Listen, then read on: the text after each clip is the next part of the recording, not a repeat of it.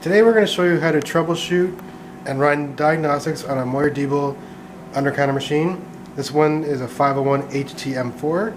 What we're going to show you works on 401 and 501 series machines, both M3 and M4 generation.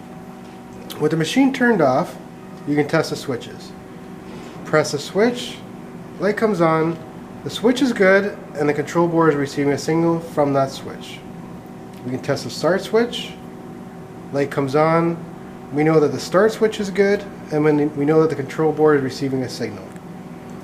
Before you try anything, if the machine isn't operating at all, check the door switch. If the machine thinks the door is open, the machine won't fill or run wash cycles. And how to do that is you open the door, close the door, the cycle light comes on and off, indicating that the door switch is good and the control board is receiving a signal.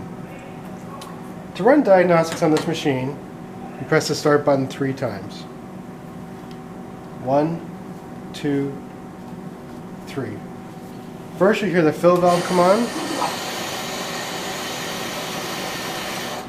Detergent pump will run. Rinse aid pump will run.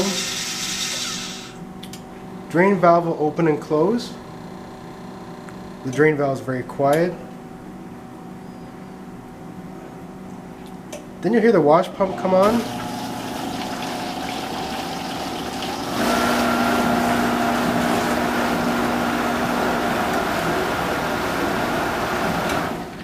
Now this was a low temp machine, you'd hear the sanitizing pump run.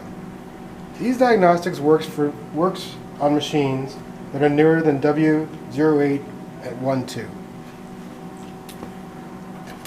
As well, if you run the diagnostics and none of the components are working, you can check the 4 amp fuse on the control board. All the outputs are protected by the 4 amp fuse. If this is blown, then none of the components will work.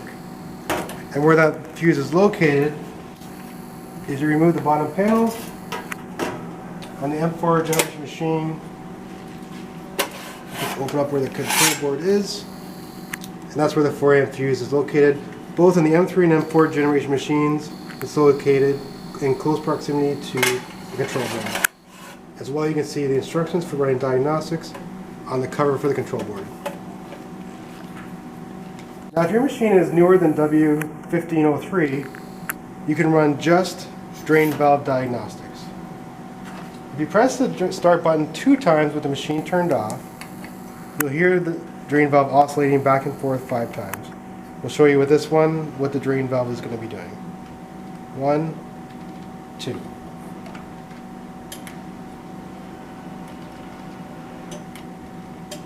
What this does is it's sending a signal from the control board to the drain valve, so you know that the control board itself is sending a signal. Now this drain valve is for an M4 generation machine. This drain valve is for an M3 generation machine. In a later video we'll get into the difference between the 2 drain valves. Thank you.